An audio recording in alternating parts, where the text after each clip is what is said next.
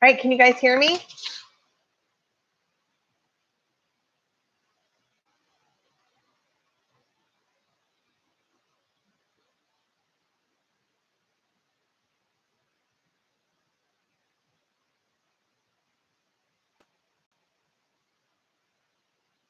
All right, ask away. I'm here for you.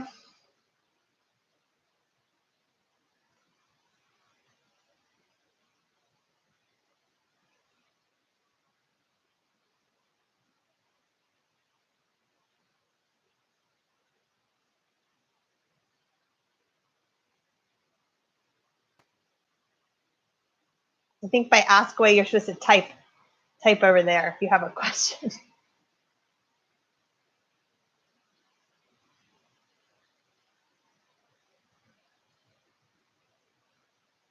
Or if there's something you want me to go over. If you're confused about or you'd love another.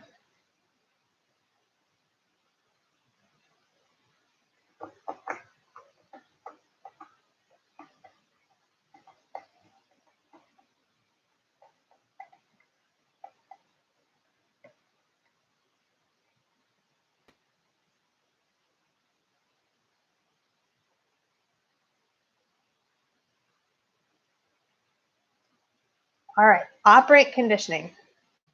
So operant conditioning, remember, is B.F. Skinner, and it's all about rewards and punishment and how those rewards and punishment impact or influence our voluntary behavior. Voluntary behavior will increase if rewarded, and voluntary behavior will decrease if punished. Okay, so if you are given a negative reinforcement or a positive reinforcement, both of those are operant conditioning terms that will influence voluntary behavior and increase it. Okay, so positive reinforcement, you are going to give a reward, something they like, something they need, or something they want. Okay, so like food would be a need, money would be a want. And so that person's voluntary behavior will increase. For negative reinforcement, something bad is being taken away. So an aversive stimulus. So for instance, a bad grade. Okay, so if you study the voluntary behavior and it takes away a bad grade, that is the negative reinforcement. You're taking away something bad. Then in the future, the behavior, the voluntary behavior, the studying will increase. Okay, so that's positive reinforcement and negative reinforcement. Behavior is increasing. And you would need those three elements in your response. You would want to talk about the voluntary behavior. You would want to talk about the positive reinforcement or the negative reinforcement. And then you would want to say what behavior is going to increase in the future. For punishment, you are now in a voluntary behavior that is going to decrease because you either have added something bad, and that is the positive punishment, or you have taken away something good, and that's the negative punishment. So mom putting more chores on you, that is an example of positive punishment because she's adding something. Mom taking away your car keys, that's an example of negative punishment because it's a privilege you had that was taken away. So again, if you get a negative punishment or a positive punishment, you want to include the three elements: the voluntary behavior, okay, the positive punishment and or the negative punishment, and then the influence on the behavior, and this time that would be decreasing. All right, read these next. Long-term potentiation.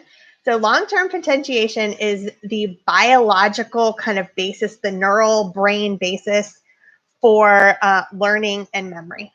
And so basically it's the system in your brain where the neurons get used to firing together and those neural connections are strengthened.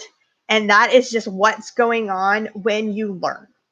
So that is what long-term potentiation is. The other little nugget that we've learned is that glutamate is the neurotransmitter involved in that process. Okay, you could also maybe relate it to structural plasticity. So remember, that's like the brain's going to look differently of a person who's really good violinist versus me who doesn't know how to play the violin. And that's structural plasticity. Our brain has changed because we've learned something very well. All right, Shiva, what is the difference between kinesthetic and vestibular? Don't both have to do with balance and coordination. No. Vestibular sense, okay, that is your sense of balance, not coordination, balance, and your head position. Okay, so if your vestibular sense is off, you would be very uncoordinated. Well, I guess you could say uncoordinated. You would be dizzy, you'd be stumbling around, you wouldn't be able to balance yourself. Okay, kinesthetic sense is knowing where your body parts are. So that would be like if I'm playing tennis, I don't have to look at my arm, right, to say, arm, move and hit the ball. So kinesthetic sense would have something to do with just knowing where you're, like if you closed your eyes and did the hula hoop, you can do that because you know where your body parts are. You don't have to use your other senses. You don't have to feel your arm. You don't have to see your arm. You don't have to, I guess, taste or smell your arm to know what your arm's doing. Vestibular sense, the body parts or the brain parts, they're located in the inner ear, and that's the vestibular sacs and the semicircular canals. So that you could tie into just to show a little extra. All right, Karasai, can you go over the amygdala? Okay, so the amygdala is to me, it's the one that they ask the most. It would be funny if they didn't ask it. They'll probably ask a different brain part, but it's always on their little practice FRQs. The amygdala is part of the limbic system.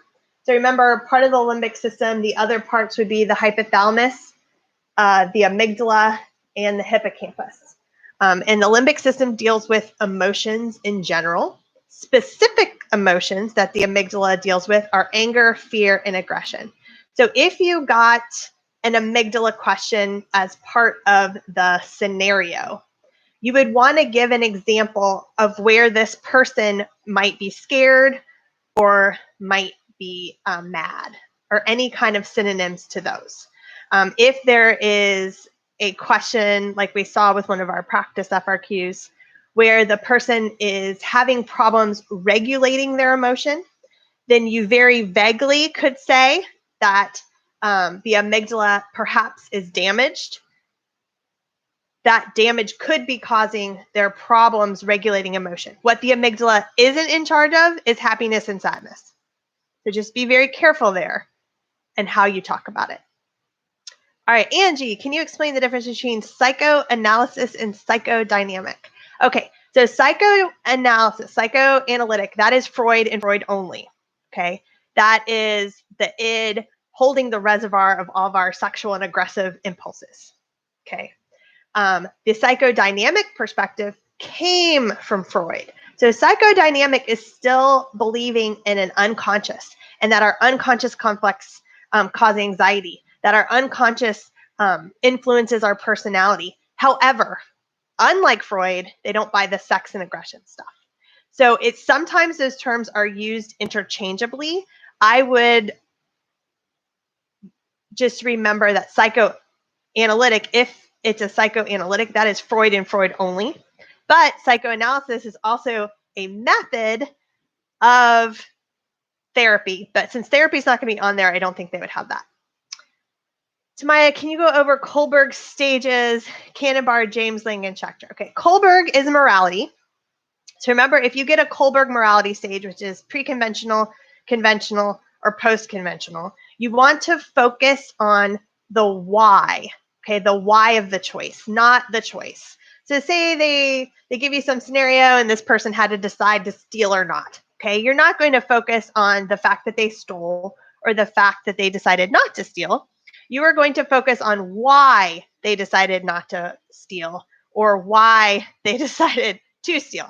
Okay, so a pre-conventional morality stage is think about, these are the younger kids, mostly, like younger kids, and they're concerned about, are they going to get a reward for doing this, or are they going to get punished for doing this? Okay, so if I steal the candy, is mom going to put me in timeout? Okay, then they probably won't steal the candy because they don't want to get in timeout.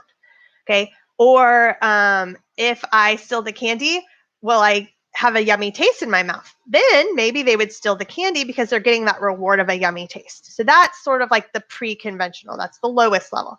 Conventional, you're going to sort of adopt the morality of people you respect. So you might, within a classroom setting, if a teacher expects you to do X, Y, and Z, you're going to follow X, Y, and Z because you respect that teacher. If the law says you shouldn't do X, Y, and Z, you're going to respect the law, so you're going to follow X, Y, Z. It also is peer groups. So this is where peer pressure could be an issue because you're judging your morality on that peer group. If everybody is cheating, you want to fit in, then you would cheat, that sort of thing. Post-conventional morality, that's the highest. Like Piaget, Kohlberg didn't think necessarily everybody could make that highest wrong. But that is where you develop your own sense of moral code. So universal rights, that everybody has a right to an equal wage, or everybody has a right to live. So you would be a conscientious objector. So that's Kohlberg. What was the other part? The emotion theories. All right. I remember. Okay, I remember Schachter two-factor. So Schachter two-factor is you are going to have any of the emotion theories. Remember, you're going to have body arousal. Okay, your sympathetic nervous system is going to kick in, and you're going to have the heartbeat and that sort of thing. With Schachter two-factor, you're going to have that body arousal, and you're going to look around, and you're going to say, "Oh, I am next to the person I like." Okay, so you're thinking. You're taking into context what's going around, and you're saying, all right, well, that body emotion or that body arousal means that I am like I'm in love, right? That's my emotion. Or you jump out of an airplane and you get that same, right, heartbeat, excited feeling, but you think, oh, I just jumped out of an airplane. I must be like uber excited or nervous because I jumped out of an airplane. So Schachter two-factor, you have a cognitive element, and that's the important part. You have the body arousal, but then you think about the situation, you perceive, you believe what that is. So there's some sort of thinking going on. Cannon-Bard is, let's see, James Lang is that you have a arousal, and that arousal kind of corresponds to an emotion. Okay, so there's a arousal that you automatically unconsciously know means you're scared. There's an arousal that you automatically unconsciously know that you're in love. There's an arousal that automatically unconsciously you know you're happy. And then Cannon-Bard says that you experience these two things simultaneously. So there's going to be a stimulus, like a bear in the woods. Simultaneously, you are going to have these physiological arousal, the heartbeat, okay, the breathing, and scared and being scared, the emotion. Or you're going to have simultaneously the physiological arousal and the love feeling. So those are the emotions. But if you get an emotion, I would talk about arousal, and then you need to talk about the other parts too. All right, let me see. Hopefully that helped. For DOZA, Unit 4 section, can you go over how you want us to fill in discrimination and generalization? Okay, so these were some tips I gleaned from the videos. Okay, so if you get a discrimination, so this could be classical conditioning, this could be operant conditioning, and they put stimulus discrimination or stimulus generalization. They're kind of the opposite of each other. So with discrimination, what's happening is you respond to one stimulus, but you know not to respond to other.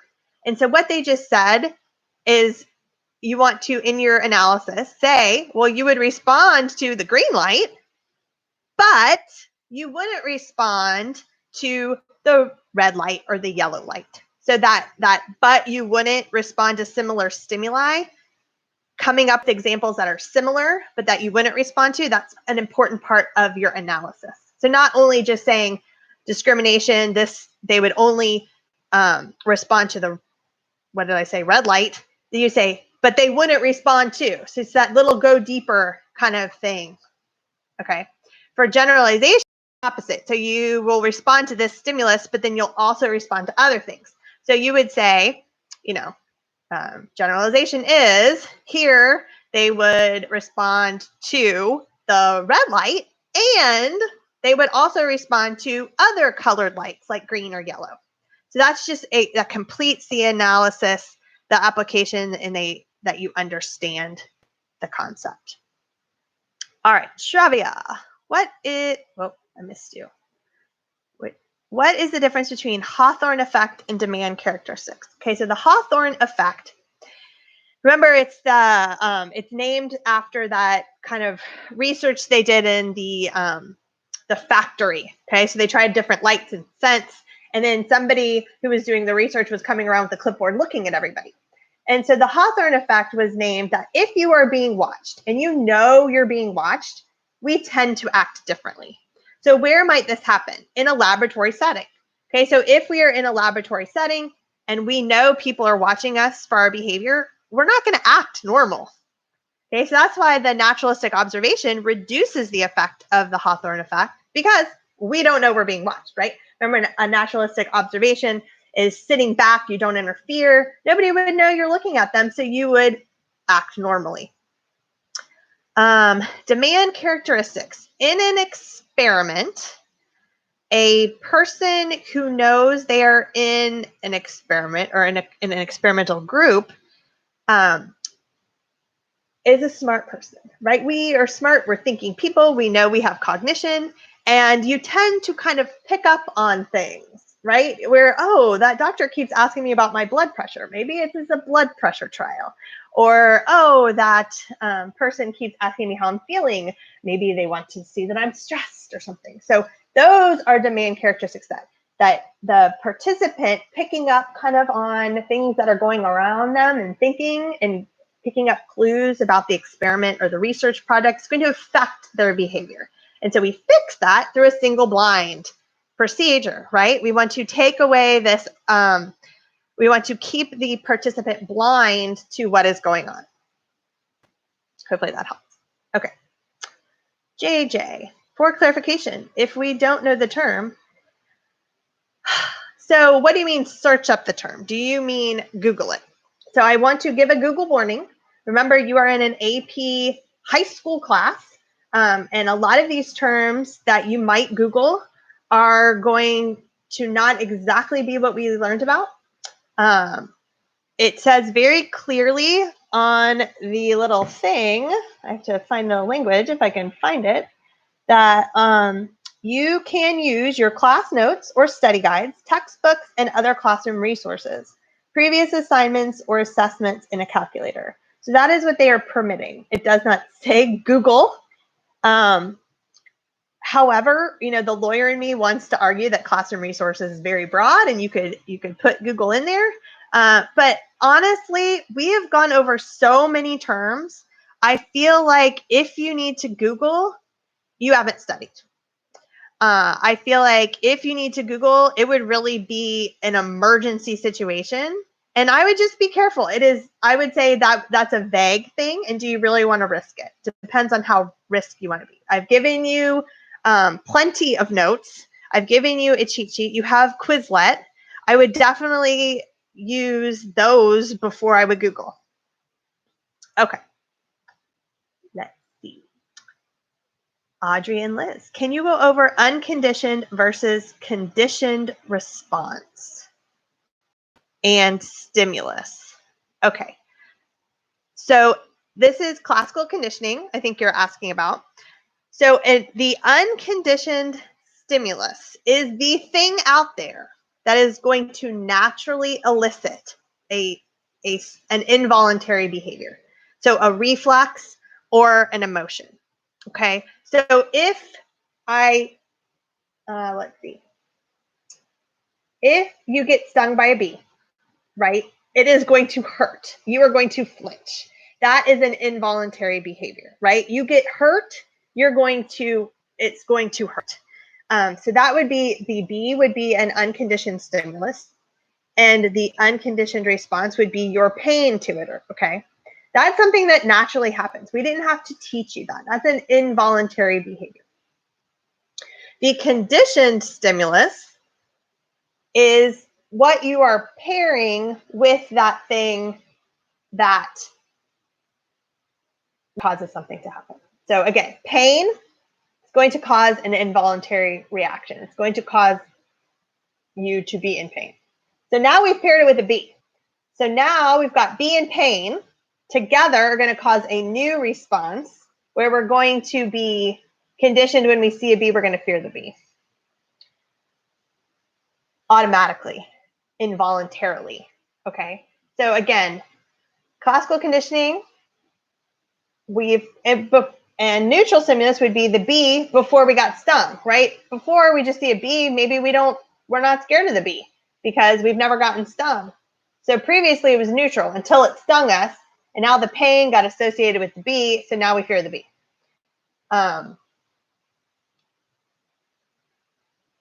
So hopefully that clears that up. Okay.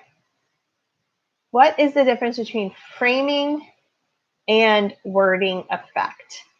So framing is how you, when did we learn about framing?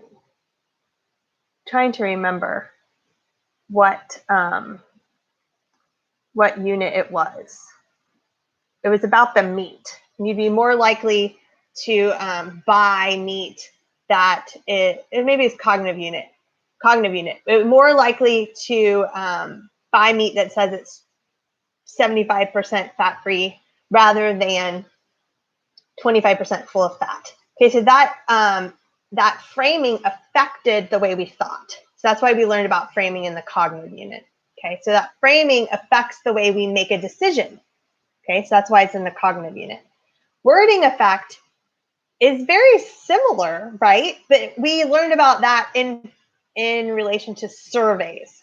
Okay, so on a survey, when we're responding to a survey, when we're reading a survey, the way they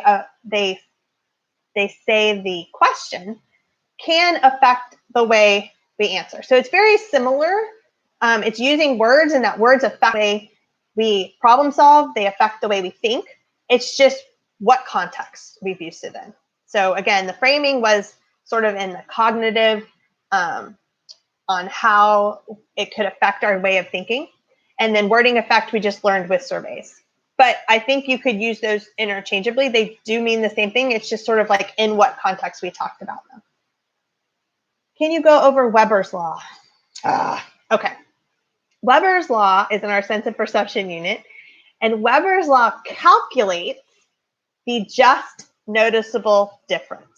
So if you remember the difference threshold, okay, so when we have something and we've recognized the stimulus, right? So I know that this phone is in my hand. I feel the weight, okay? Now I'm going to add weight to this or take away weight. And so the just noticeable difference is, when will I notice?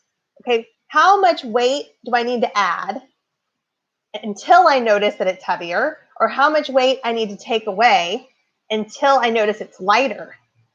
That calculation is Weber's law. And Weber's law says that it is in proportion to the intensity of the stimulus.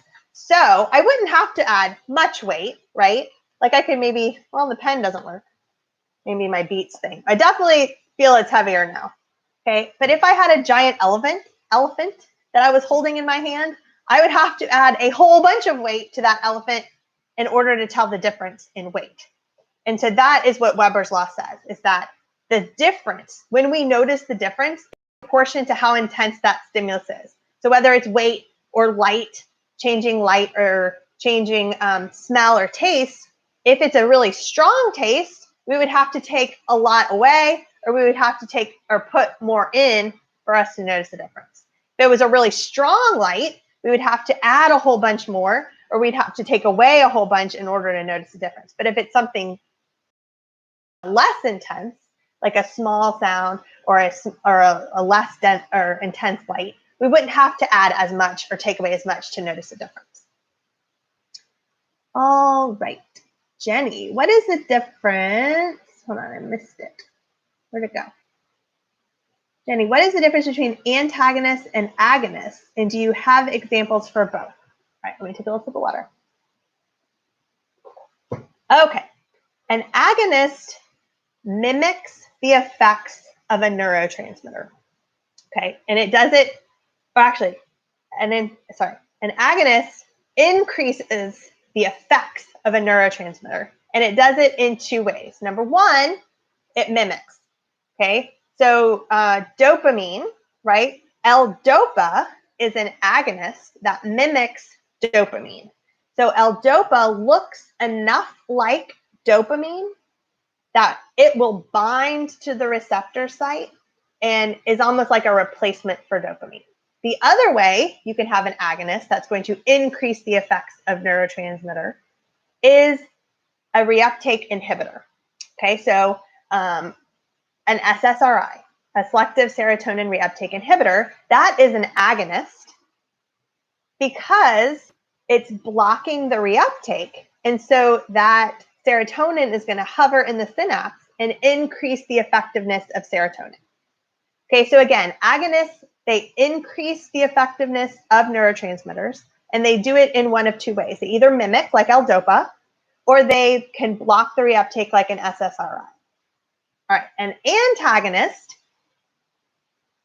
decreases the effect of neurotransmitters, okay? And they do that by binding to the receptor site and not allowing the neurotransmitter to bind.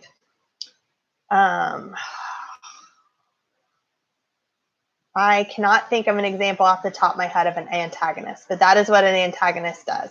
So it is going to fit the receptor site, and it is not going to allow like the dopamine to come in, not going to allow the serotonin to come in, not going to allow. So it is going to keep those neurotransmitters from creating a reaction in that neuron. All right, Shiva, are we allowed to use Google? Because I know we were allowed to for AP Euro, but you didn't list it.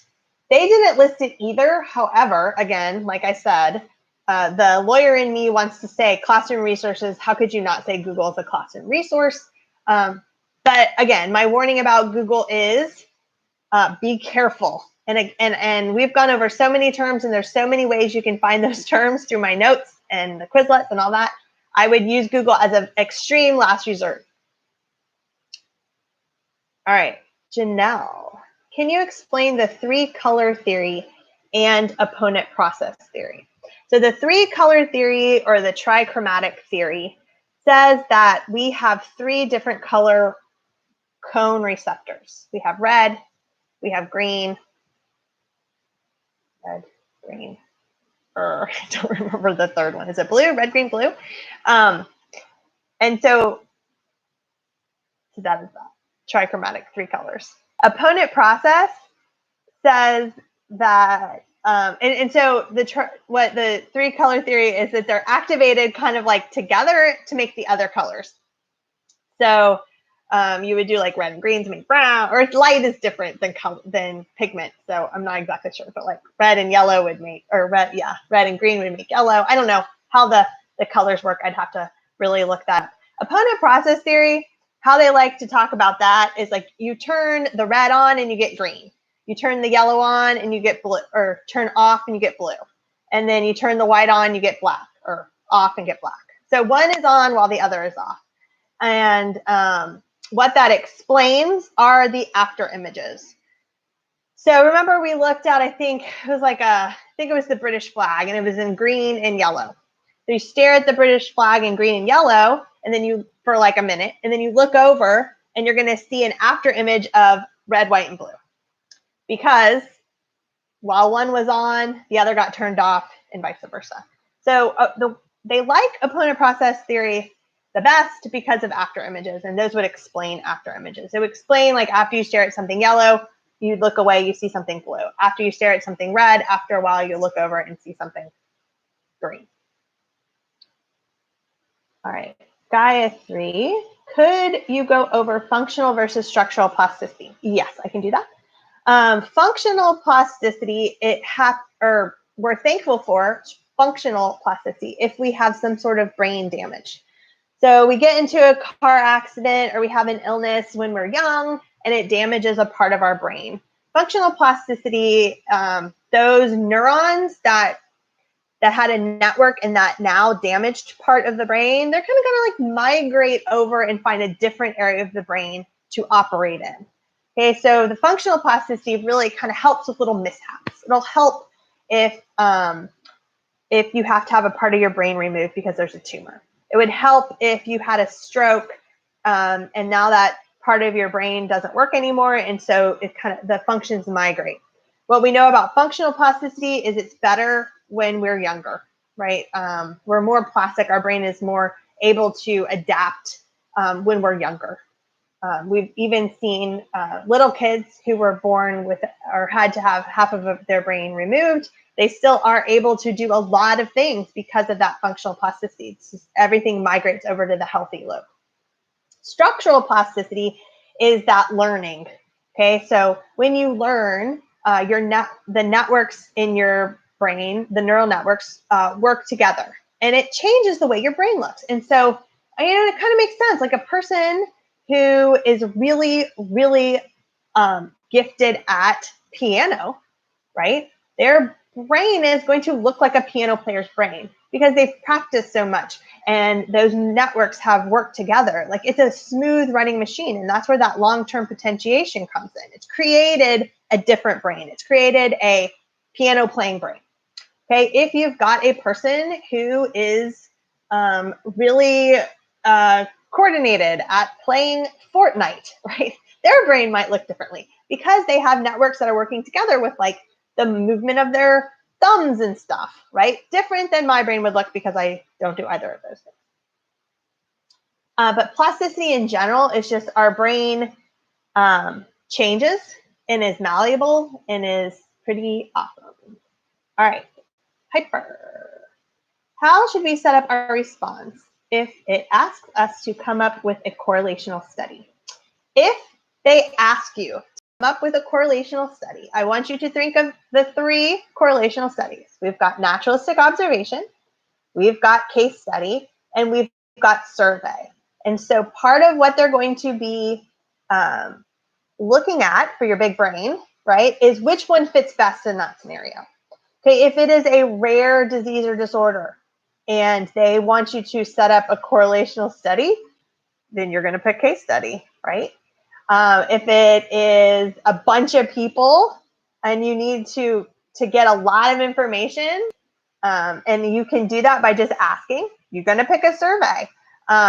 Or if it makes sense to do a naturalistic observation, you're going to do a naturalistic observation. So what you would want to do is you would want to say, this is the study I would pick.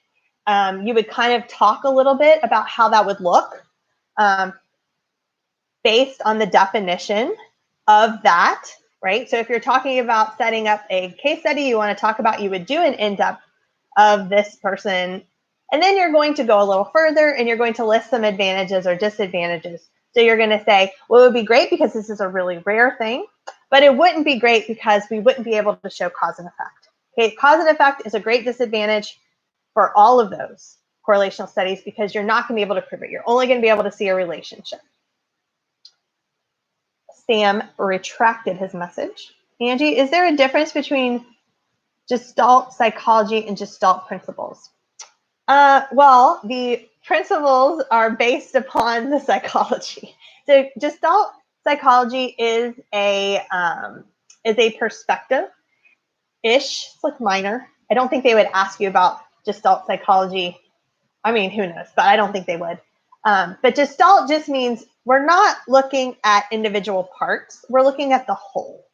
And so these principles kind of are ways that happens, the ways our brain kind of functions in order for us to see the whole instead of the little itty bitty parts. So like similarity, right? We don't see individual things, we group things together that look alike.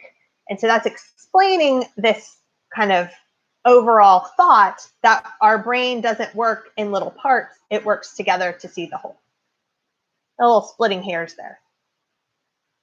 Is the test just a continuous 50-minute? No, it is, Shiva. That's a good question.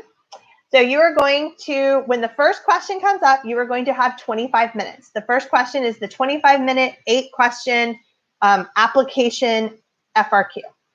After the 25 minutes, then you're going to get the red 5 minutes in which you have to upload that one.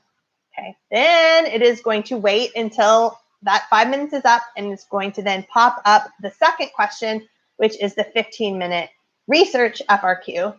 You'll have the 15 minutes and then the clock will turn red, in which you have 5 minutes to submit the research. So if you're doing a document, it's 2 different documents. If you're doing copy and paste, you're going to copy the application one when it's the application time. You're going to copy the research one when it's the research time.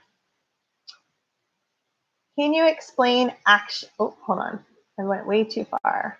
Where'd it go? Can you explain action potential? So action potential is that chemical impulse, or sorry, electrical impulse, right? That is running down the axon. So what happens is the little, right, the neurotransmitters are going to bind to the receptor site. And then if a threshold is met, the absolute threshold, okay, is going to initiate an electrical signal that is going to carry down the axon and release the neurotransmitters to the next neuron. So that little electrical current, that is the action potential. So at rest, we have negative on the inside and positive on the outside, and then it depolarizes on down the line, and you have a little bitty resting period, teeny tiny power nap called a refractory period in between action potential. Oh, thank you, Dragon Man. Could you explain drive reduction theory? All right, drive reduction theory is a motivational theory. It explains the why of behavior. So why would somebody reach for a drink of water? So what happens is it's based around homeostasis. So the role of homeostasis is an important one in drive reduction. So our body likes to be balanced. Okay, so if we need water, we are not in balance. So we'll become thirsty, and that will motivate us then to grab a drink of water and drink it to restore ourselves back to homeostasis. If we are hungry, right, our body likes to not be hungry. Our body likes to be balanced. So if we are hungry, right, we will then be motivated to reach for a snack and eat it to bring our body back up to homeostasis. So that is drive reduction. It explains why someone would drink a drink of water, why someone would eat some food. It would explain why somebody would cover themselves with a blanket if they were cold, or take off their sweater if they are hot, because our body likes to be balanced in homeostasis. All right, truly unskilled. What was that one formula for standard deviation? I would be asked you to calculate standard deviation. If you remember, it took us a very long time to calculate standard deviation in class when we did the Smarties.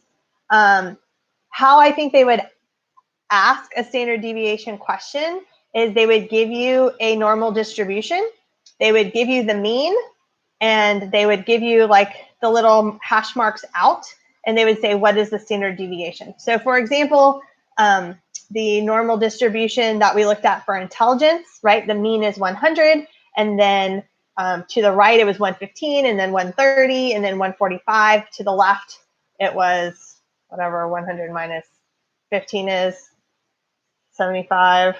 No, that'd be 25, 85, 85, and then so on and so forth. You would know that the standard deviation was 15 because the hash marks are 15 apart. If they ask you to calculate standard deviation from a group of numbers, then you just skip that and do all the rest of them. You have my permission. So take the difference of all the values. Oh, do not listen to Joel. No. Don't get confused on that. Please, don't do a step. It's not going to be on there. If it's on there, then I apologize. If we were to skip a bullet point to answer another point, how would we show we skipped it? I would not concern yourself about that. I would just leave a little extra space, because you might have time to try to write something, right? You might have 3 minutes left after you've done a thorough job with the other 7 bullet points, and I want you to just go ahead and try to put something down, right? Because you're not going to get marked wrong if you didn't answer it. Also, just be very clear what you're answering. Okay, remember, you're going to answer the question. So they're going to understand that you've skipped one, because it's not going to have any of the terms in there. Does that make sense? Hopefully. Okay. can you explain cognitive dissonance? So cognitive dissonance is a motivational theory. So again, it's going to explain the why of behavior, why people would do something.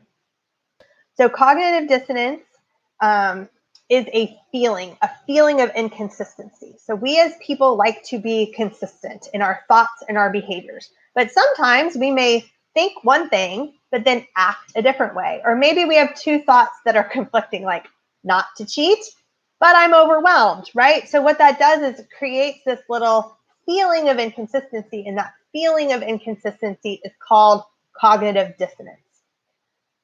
We don't like that feeling. So we are motivated to act in a way that reduces that feeling. So the easy way out is to rationalize. That's not really cheating. That's just cooperative learning. I need help on my homework and my friend is a math genius. Okay. We've rationalized that away. So that's reduced our cognitive dissonance.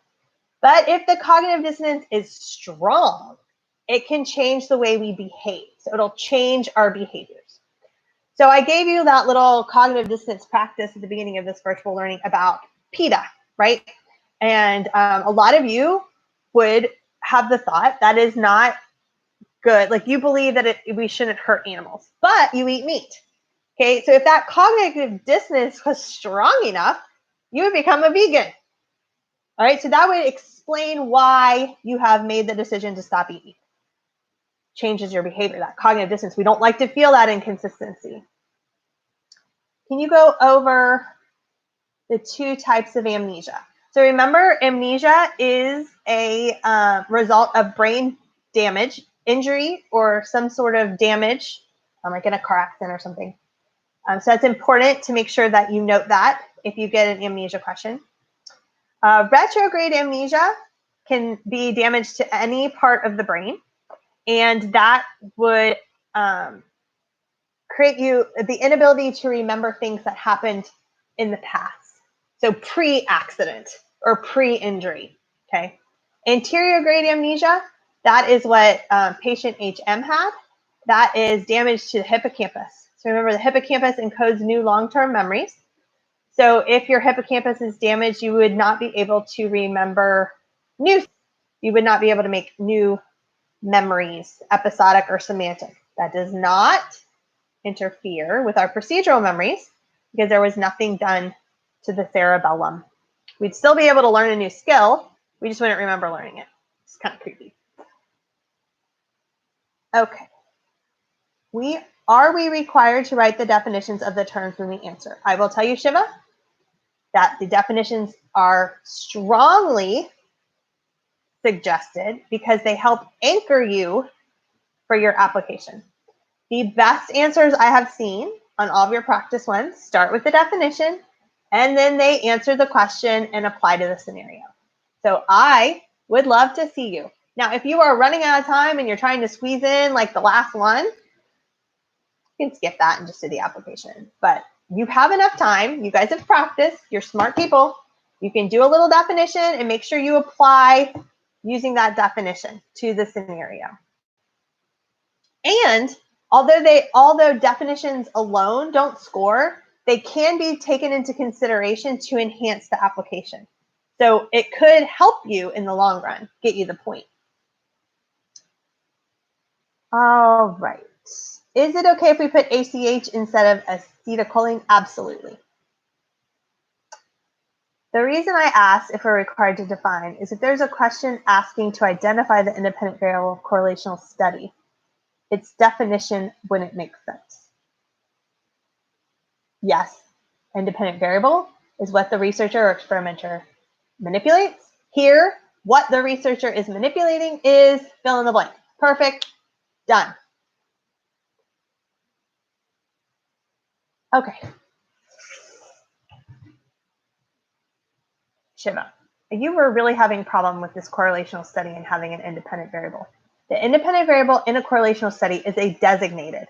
It's basically what they're predicting has the effect. So if they're predicting that women will be more sensitive to images of hurt children, right? They are predicting, right, that gender makes a difference. So even though this is a correlational study, right? They're just looking at the relationship between gender and reaction to little kid pictures that are sad. They're still designating an independent variable. So if you want to do that, do that. I don't think they would ask you, honestly, I think they would ask you the dependent variable. Don't let this confuse you. All right. So copying and pasting your definition from the tip sheet is not cheating. That is not. You are using a definition. Definitions don't score alone. Again, they're just going to aid you in the application. But I mean, I wouldn't copy and paste. I would type it in. I mean, I don't know, whatever. It's not like any of these definitions are super long. Whatever helps.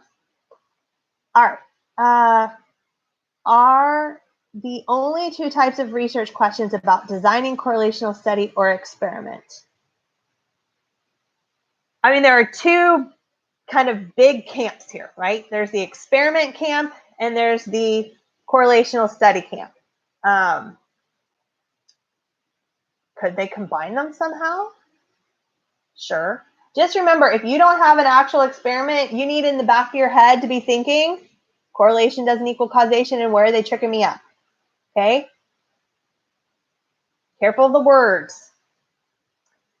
Can you explain the different type of scans? Okay. Let's see. An EEG machine, that is the little kind of things you put on the outside of your scalp. The EEG is only going to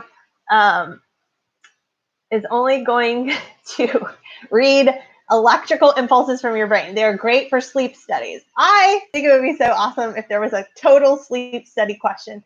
I would be on board for that, because there's so many different concepts. You could talk about melatonin, you could talk about the pineal gland, you could talk about dreams and Freud. That would be cool. Anyway, whatever.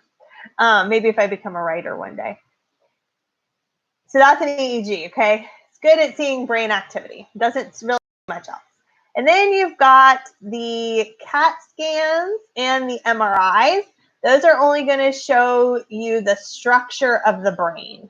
Okay, so it's going to show damage. CAT scan is a little rougher than MRI. MRI is going to show fluid.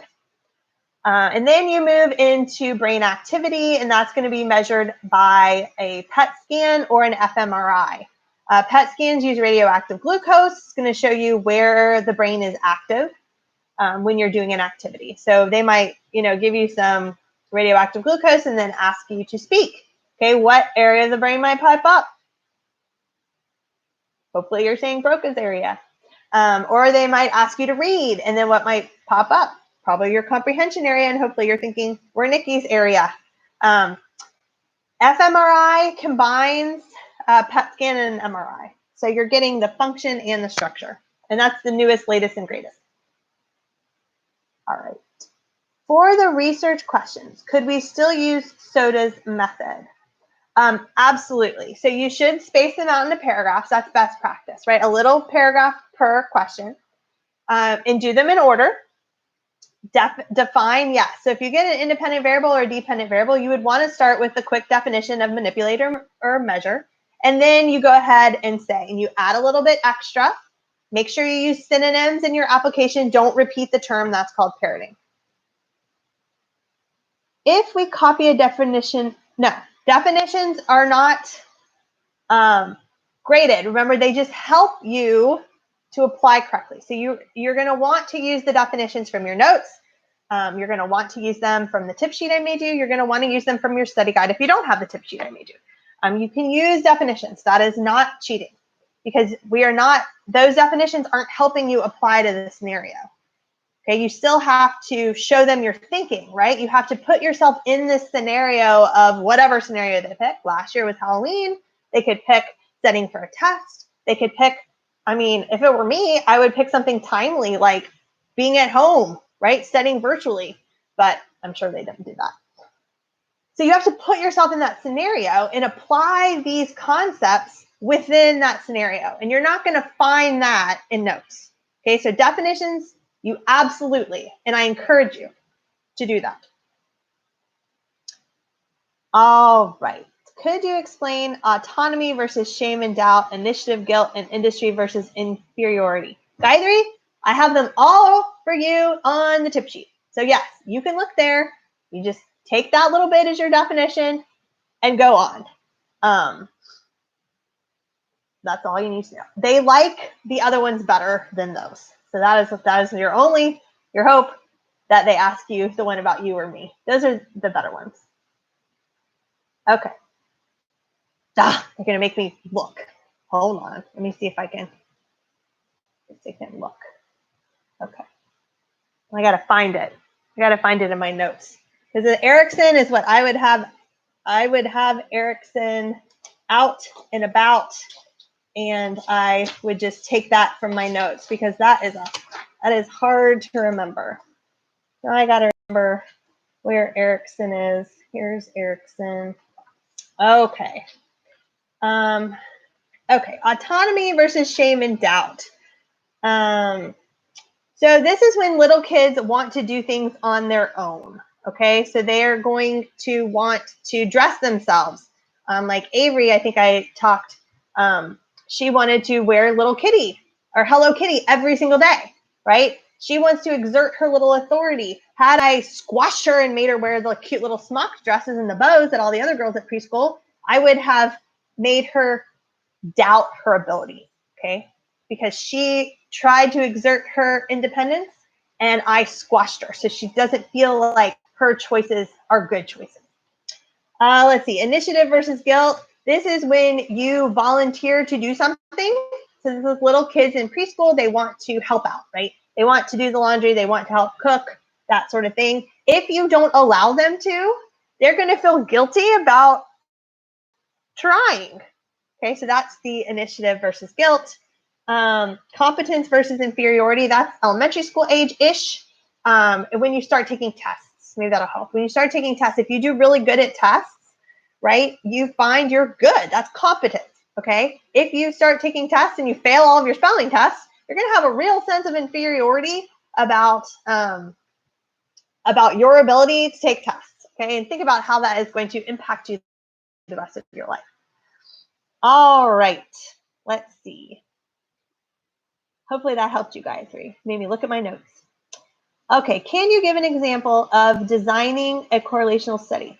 All right, I did answer this. I'll answer it again because I know you might have popped on late. If you're designing a correlational study, you need to pick one. So whatever makes sense to the scenario. Okay, so case study, survey, or naturalistic observation. So again, you would start with the definition, say a case study is, or in this scenario, I would use a case study. A case study is an in-depth study of an individual.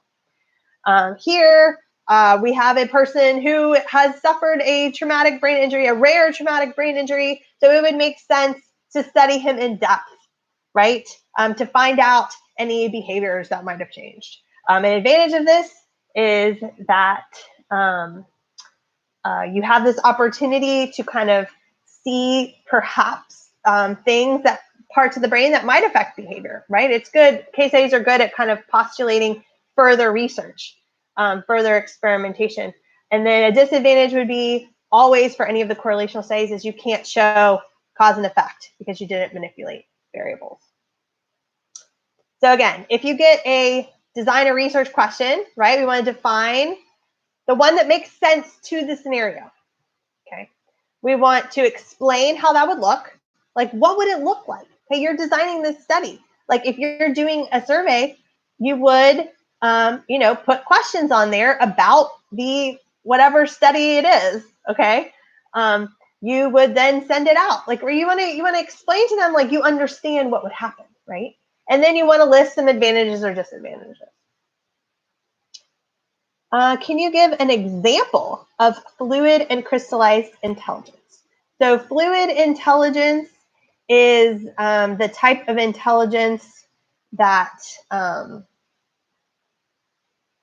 is better when you are younger. Okay, so you guys have higher fluid intelligence than your grandparents, right? Fluid intelligence tends to decrease in older age. So I know you guys think I'm old, but even older than me. But at the same time, you guys are probably better at quicker, like algebraic, hypothetical sort of reasoning than I am because of my old brain.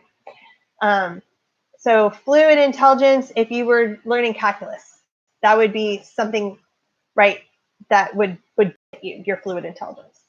Reasoning abstractly, quickly. Crystallized intelligence, that's with age, you sage. That is accumulated knowledge over the course of your life. So people that are older, they've gone through more things, right? They have the ability to be like, yeah, I experienced that recession when I was young. I'll get through it again, right? Or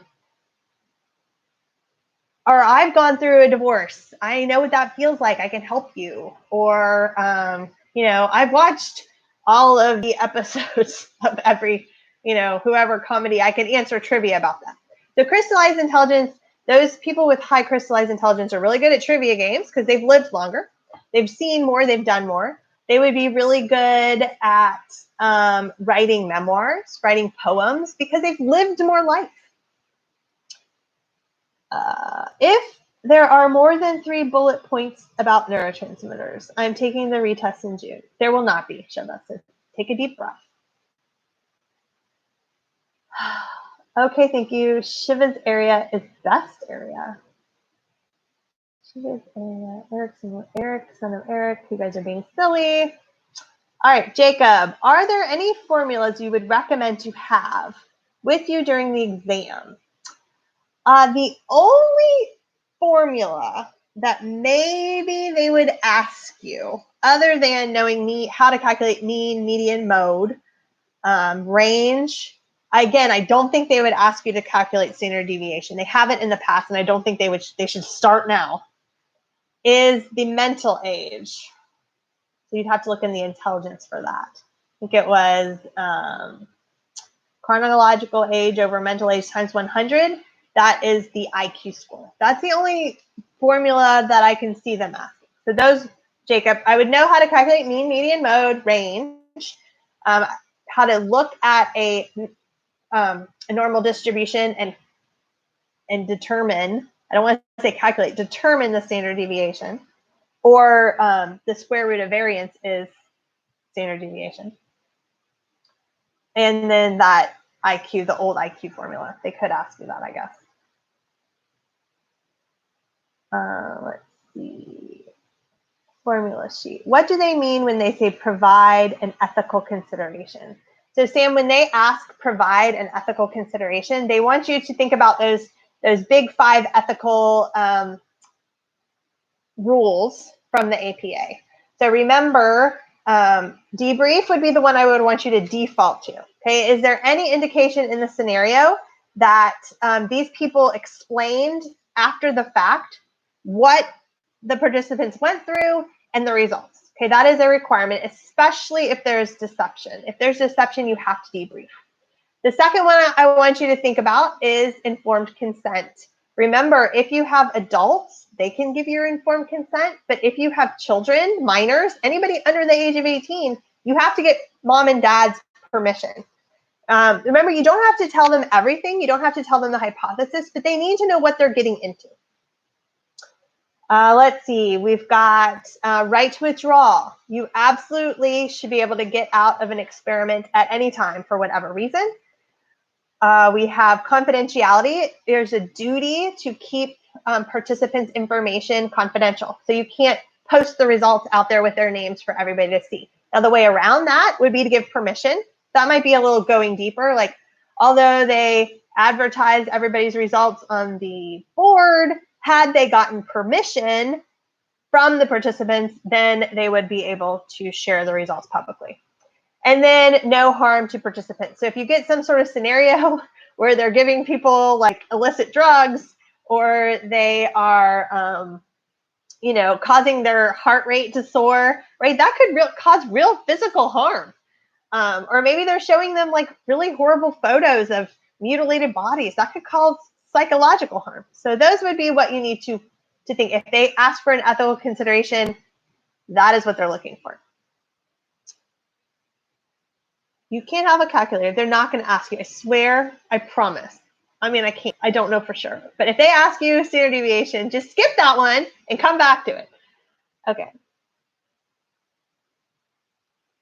Let's see. You don't need formulas. Yes, there we go. Oof, failing spelling.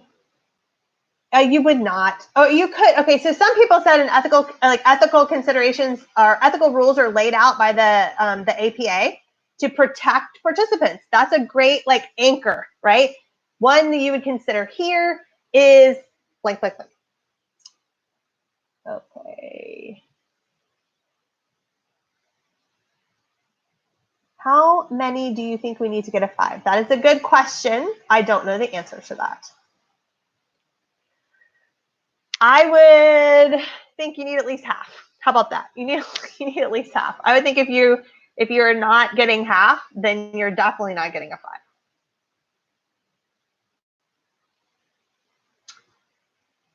Yes, they don't. They again, what they're going to do is they're going to see how everybody does, and then they're going to calibrate that the 4s, 3s, and 5s, 2s, and 1s are the same proportionally as they usually have been in the history of trends.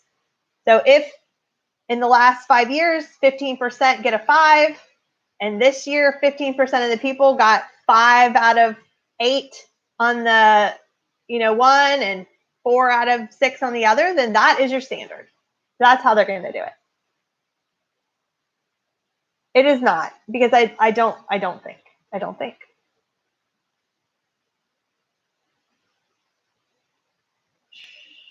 You are not going to fail it. That is not a good strategy. Oh, you know what? I was telling somebody, I don't take away any of the pain that you guys are going through, and I feel awful for those students who couldn't submit and they did everything right. However, in the grand scheme of things, this is all new to everybody, and they tried their best. And some of the comments I think are a little much.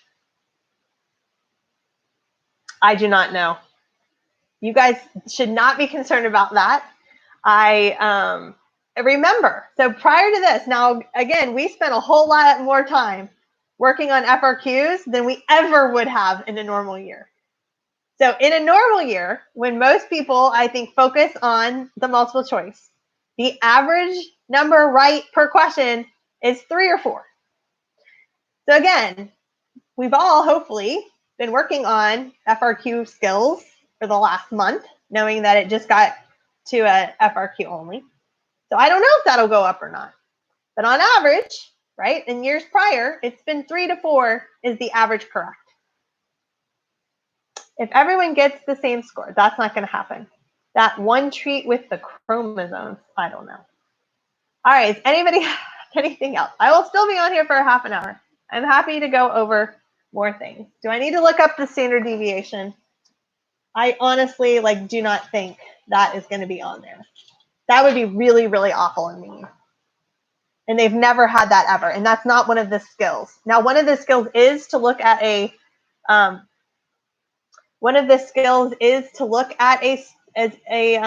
normal distribution and determine the standard deviation, but one of the skills listed in CD is not to calculate standard deviation. Okay, Gianni, great question. Can you give an example of a confounding variable? So confounding variables, remember, are factors other than the independent variable that are affecting the results of the experiment. So that's how you would start, right, with the definition. The next thing I want you to do is reread that scenario and see if they've left you a little clue. Okay, they might have left you a clue as to a confounding variable, like time of day. Like maybe they mentioned that they did this experiment at a different time of day, or maybe they did this experiment at a different location, or they did it with different ages, like the ages were off, something like that. You want to look to the scenario first and use that one. And then I want you to explain why that matters. Okay, so time of day, maybe their mood is different in the morning and in the afternoon. If it was location, well, maybe nicer people live in that area and meaner people live. I mean, there's lots of things. So I want you, I look at the scenario, pick it out, explain why that would maybe make an impact on the results. And then I want you, if that is not there, to make one up. So here are some options: memory, motivation, Intelligence, those are all a good go-to. If you're doing an experiment, you could say Hawthorne effect, because we act differently when we know we're being watched. So if it's in a laboratory setting, Hawthorne effect could totally be a confounding variable that's affecting. Let's see. If it's a survey, social desirability bias would be a great confounding variable, because we like to answer the way society wants us to answer, right? We're smart. We know what the right thing is to say, and that affects the way you answer surveys. Wording effect could be another confounding variable. The way something was framed, the way something was worded. So there you go. Hopefully that helped. Oh, good. I'm glad. Math is hard. So many FRQs. I know, we did a lot. Can you explain Piaget's stages of development? All right. So again, these are in my FRQ little tip sheet, but I will go over them. Okay. The first one, remember, these are stages of cognitive development, right? So this is how our thinking develops over our lifespan. And it's a stage theorist. Piaget thought that we all went through these in the same order, but some people didn't make it to the end. So the first stage is sensory motor. That's little kids and how we explore the world with our senses. And remember, to Piaget, we explored the world with our senses and then we created schema. In this stage, there's a couple milestones in sensory motor. There's stranger anxiety, which is when we don't like Santa Claus and cry when mommy puts us on his lap. And there is object permanence. Object permanence is the one that they like. That's when we start to understand that when things disappear, they really don't disappear. They're just behind our head. That's when you've developed object permanence. And those happen in that first stage. Pre-operational, that is pretend play. You would not have, so that's when you like dress up like Spider-Man and go around shooting everybody. My nephew's in pretend play right now. He's in pre-operational and he loves zombies. So when Dawson and Avery play with him, they go hunting for zombies and they kill zombies behind the bin and stuff. And then, and Mr. Duncan is a zombie, but Mrs. Duncan, Aunt Dana, is not a zombie to Doug. Let's see. You do not have conservation. So conservation is when you can look at two different size things, but realize the same amount is in them. It could be length, it could be volume, it could be popcorn in a different size bowl. You don't have that in that pre-operational stage. Then we go to concrete operational. Concrete operational is you can start doing simple logic, simple math. And then we have, and also you have developed conservation. And then formal operation, that is hypothetical thinking, deductive logic. You can do algebra, hypothetical thinking. The other thing about pre-operational, which I forgot, was egocentrism. So while you're in a pre-operational stage, it's hard for you to understand other people's perspectives, but you do develop theory of mind, which is linked to autism and the amygdala. I think that would be interesting too. What about emotion theories? Oh, Caitlin, you're gonna make me do that again. Okay, Schachter two-factor. So the important thing to do with emotion theories is that there's some sort of physiological arousal. Okay, so what do I mean by that? Our heart beats faster, our breathing shallows, those body things, those physiological things that happen. And these are about how we interpret them. So with Schachter two-factor, there is a thinking element, there's a cognitive element. So our heart starts racing, our palms start sweating, and then we look around and realize we just jumped out of an airplane. So you think that is being scared, right? Because you've thought of the context of where this physiological arousal is happening, and you have labeled that fear, okay? Canon Bard is that you have this physiological arousal to a stimulus, like a bear, and you simultaneously have the emotion. Okay, so we have this stimulus, whatever it could be, jumping out of an airplane, bear, AP exam, right? And simultaneously, you're going to have these physiological things happening, and you're going to have that emotion.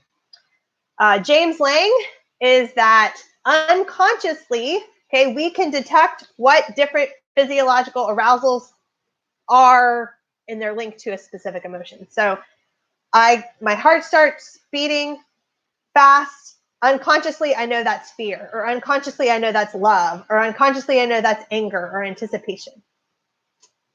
Okay. How does regression toward the mean work? Oh, that again, I told you that'd be mean if they did that. So regression toward the mean basically says that outliers are a fluke. Okay, so say you are an A student. You're an A student, you study hard, you do really well, and one day your teacher hands you back an F on the test. Okay. Regression toward the mean says that's an outlier, yes, but that's not now your new mean. It's not your new average. Okay, the next test, you are much more likely to go back to what you normally do. Okay, so that is what regression toward the mean is that we tend to just be average, whatever our average is. Okay, if they asked us about Gestalt principles, how would they explain? Okay, if they ask you, well, it depends on which Gestalt principle you have. And I would think that if they ask that, they're going to have to give you a picture. So if they give you a picture about things grouped that look alike together, I would identify that as similarity. And basically, if you get a Gestalt, the whole thing about Gestalt is that we don't see things in parts. Our brains process things in whole. So that is what I would focus on. I think if you focus on that, you would get the point. I don't see that happening. The only one that I think is sort of interesting with Gestalt and how they could work this in is with selective attention. So if you know about selective attention in the cocktail party effect, which is an example of selective attention, that is like you're in a crowd, you're talking in a crowd, and you're able to consciously focus on one person. And you're able to drown out like the background noise. What does that sound like? It sounds like figure ground, right? So you put the person you're consciously attuning to in the forefront, and then you put the background noise in the background. And that's the only one I can think that they may play with in that scenario. Otherwise, I mean, they'd have to show you a picture, I think. Or maybe not, we'll see. They've never asked, other than the selective attention figure ground, they've never asked a Gestalt principle. But again, these could be different FRQs, I don't know. How would we apply a question about parts of the eye or ear? So there was a good one in the practice about the fovea. The fovea is the point of highest visual acuity. So if everything's working right in your eye, okay, like you're going to see 20/20 vision. And so you'd be able to see something clearly. Then you could say something like, you know, if everything's not working properly, you might be nearsighted or farsighted. And that could impair your ability to do things. I mean, they could maybe use your daughter scratches you in the eye and you're in intense pain. What part did she scratch? The cornea or the lens? I don't know. They could ask maybe about, I would think if they're going to ask any part, they're going to ask on senses, they're going to ask where transduction occurs. So that would be the eye would be the retina, the ear would be the cochlea, the nose would be the olfactory bulb, and the taste buds in the tongue. That would be my think is how they would do that. Okay, let's see. How does long-term potentiation? So long-term potentiation is the neural basis for learning and memory. So how that works is your neural networks, when you're learning something, they tend to fire together repeatedly, and they become like well-oiled machine. So long-term potentiation is just that process of our these neural pathways firing together. That's sort of linked with structural plasticity, and we know that glutamate is the neurotransmitter that is involved with that process. But the neural basis for learning, that is all you had to say the last time. That was last year. I don't think that would be on it this year because they used it last year, but you never know. A neuron is more likely to fire the more times you repeat an activity. Oh, there we go. When the readers are grading the FRQ, does the answer have to be the exact answer? So Alvatube, whoever you are, because I don't know, maybe it's Jason Alvarez, I don't know. The rubrics that we use, those are not exhaustive. So as long as you have applied the term to the scenario correctly in the reader's estimation, then you will get the point, even if it is not exactly what is in the rubric. Does that make sense? So like on the last example, some people did, it was ACH. Well, ACH is learning and movement. And some people went movement, but the rubric said memorizing the lines. Doesn't mean that the movement part wouldn't score. It just means that the rubric said the memory part. But if you have correctly, identified ACH as being movement and you've applied to how that would look in a scenario, then you would score. If Shiva gets an A, oh, haha, be nice, that's right. Do you think there will be multiple prompts? I do, I absolutely do. I think there will be multiple prompts. Oh, what happened? Are Dawson and Avery joining my thing here? Oh, wait a second. Sorry, Dawson and Avery have hijacked. They have joined our YouTube Live, and they are the ones typing. And they should stop that. Okay. They should definitely have a bunch. Wait, this is Dawson. Yes, it is. Hi, Avery. Hi, hi. Hi, Avery. Hi. All right. I want to let you know that on the way to swim practice today, Dawson correctly told me all about Yerkes Dodson-Law because he's been listening to me for the last month. And Dawson and Avery think they could take the AP exam today. So it would be fun. Maybe I'll give them a prompt after I get them back and see how they would do. All right, any more questions? Could I explain acquisition? Okay, so acquisition, this would be in classical conditioning or operant conditioning. This is when you either begin to have that involuntary behavior or when your voluntary behavior strengthens. So it's like the beginning. I think it's easier to understand with classical conditioning. It's when $90 for 45 minutes, you should pay $90 each to make them take it. Can you explain the thing you just said, the thing that Dawson knows about? Okay, the Yerkes-Dodson law. So Yerkes-Dodson law gets confused sometime with arousal theory. So Yerkes-Dodson law is you're taking arousal and performance and you're like putting them together into a theory. Okay, so it says that if you are too aroused, then your performance suffers. If you are not aroused enough, your performance suffers. So for example, in the context of the AP exam you're going to take today, and I hope if you get the Yerkes-Dodson law, you use examples from the scenario given. Okay, if you had too much arousal, meaning you are having what? Test anxiety. Okay, you wouldn't be able to concentrate. You would suffer. Your performance on the test would suffer. If you're like, this doesn't matter, I don't care, right? And your level of arousal is too low and you don't care, you're also going to suffer your performance. But if you have that right level of stress, that right level of arousal, that this is important and this cares, and you want to show Mrs. Duncan that you've been paying attention all year and that you appreciate all she's done, then you want to use that, and that's good. You want to use that nervousness, it's going to help you perform your best.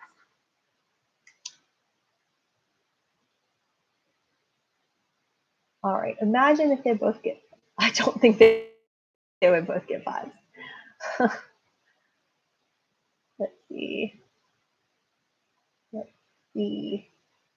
All right, any other questions? Is everybody clear on the difference between when we use random selection and when we use random assignment?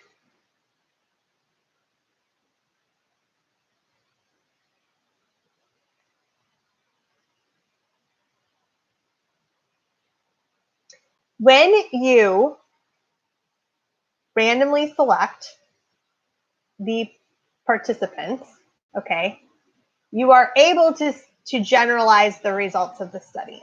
So you reduce sampling bias And you are able to say, okay, this group of people, whatever I get from them, I can apply to the general population that I'm studying.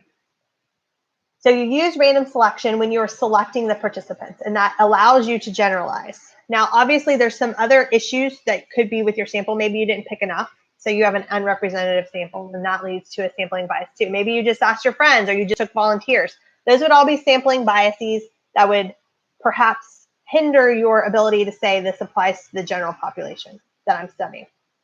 Random selection or random assignment is only used in experiments. Random assignment is used when you've already selected your sample. Now you're going to put people in control groups and experimental groups. Random assignment ensures cause and effect, and it reduces the effect of confounding variables. Yes, random assignment is only used during experiments. And your results, right, whether or not your results are valid, that's where you would talk about maybe lack of random assignment or confounding variables. No, sampling bias wouldn't be a confounding variable. Sampling, because your results could be right? From whatever sample you get, whether you picked it wrong, they could be right. You just now can't say it applies to a general population. So, I don't know if that clarifies. So no, sampling bias is not a confounding variable. Sampling bias is you did not choose your sample correctly. It's more of a design thing. Statistical significance says if something is statistically significant, it says that the results of your experiment are due to the manipulation of the independent variable and not due to chance.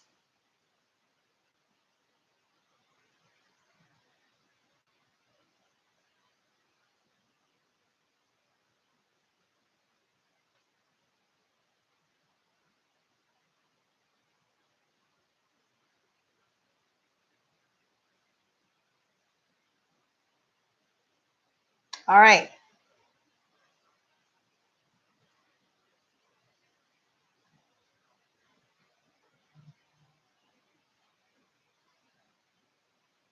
What are some experimental design errors? All right, well, you'd want to look and see if they use random selection of participants. You'd want to see if they did random assignment into experimental groups. You'd want to make sure they have a control group, right? If they don't have a control group, we have an issue. Those are the big ones I can think about right now. I would not go to ethics unless like everything else is very to the T done. So if they're asking about design, they're probably asking about, did you choose the sample correctly? Did you have a dependent, independent variable? Excuse me. Did you do random assignment? Excuse me. Time management with the FRQ, it appeared from the comments that you guys did is that the time management was more of an issue on the research. So again, do the ones you know first and do them well. Null hypothesis. So a null hypothesis basically says like your experiment is going to show nothing. So a null hypothesis, if you're exploring caffeine and attention, a null hypothesis would say, no matter how much caffeine I give them, it is not going to affect their attention. Basically, that manipulation, that variable has no effect on the behavior.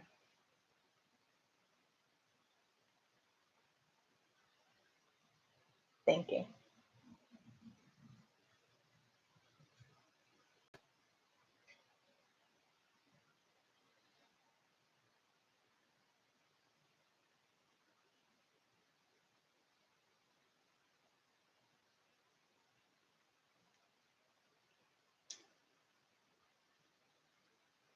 All right.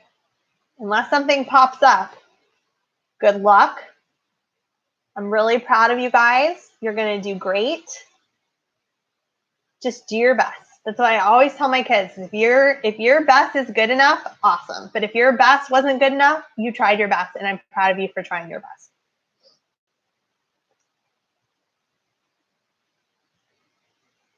And don't forget to let me know how it goes.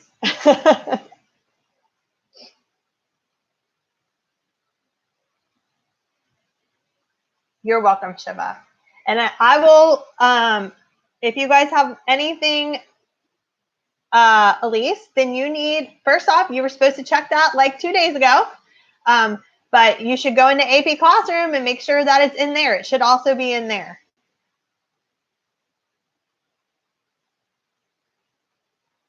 Jason, I got rid of those baby pictures a long time ago. I think I had them out and I was like, grab them if you want them. They've been in the garbage. Sorry. Yes, you should look. That was in the important reminders of checking yesterday whether or not you had that ticket. At this point, we got 2 hours, 1 hour and a half till you're supposed to log on.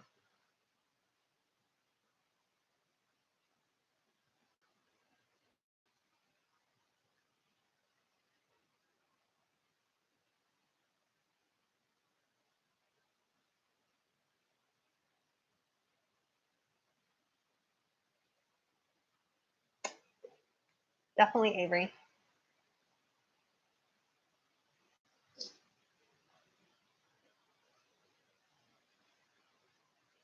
Yes, Sam, I will explain discrimination and extinction. So extinction is when the behavior stops. Okay. So if you're talking about classical conditioning, it's when you stop having that involuntary response to the unconditioned stimulus. So that's when it ends, that goes away. Okay. If it is in classical conditioning or operant conditioning, that would be when the voluntary behavior stops. So if you stop reinforcing answering questions in class by stop giving you candy and you guys stop raising your hand, that would be extinction. Oh, good, Elise. Good, good. Phew. Reaction formation. Okay, the reaction formation is a defense mechanism. So this is Freudy stuff. Reaction formation is when you feel one way, but you act the opposite. So a lot of times, or again, remember Freud thought all this happened on an unconscious level. So a good example would be you are sitting next to somebody in class who you have a crush on, okay? But it's too threatening for you. It causes you too much anxiety to like show your amorous feelings. And so instead you act the opposite and you're mean to that person. Discrimination. Okay, Sam, discrimination is when you have a response to a stimulus and only that stimulus, and you don't respond to similar things. So how an FRQ tip, an application tip, is so say you are a dog and you react, and you've been conditioned to react to a red light. Okay, discrimination and application would say, discrimination is when you respond to one stimulus and not similar stimuli. In this example, the dog would respond to red lights, but it would not respond to similar stimuli like green lights or yellow lights. So just give some examples of similar stimuli that the person would not react to or behave to or something like that. Oh, you're welcome, Jason.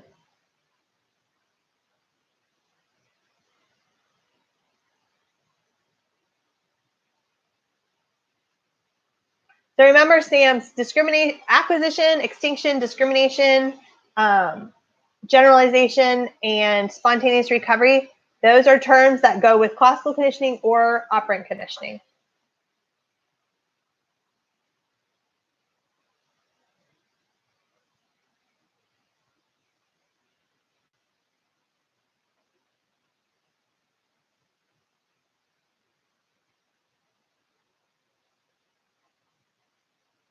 You totally got this, Shiva. Guys are going to do great. All right, I got 3 more minutes until I want you guys to go eat your lunch and get ready for that test. Last minute questions. I'm experiencing approach conflict. All my notes are good. I don't know which one to use. What a great conflict to have. Just pick one and go for it. But remember to tell that it is a forced choice and that it is creating you stress.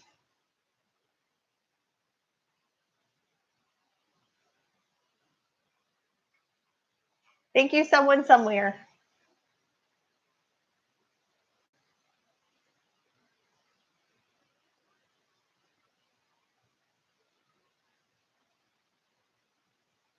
Dawson, Avery, do you guys want to come wave and say goodbye?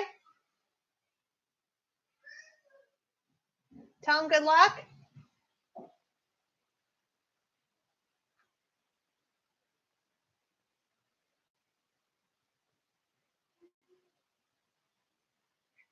Bye.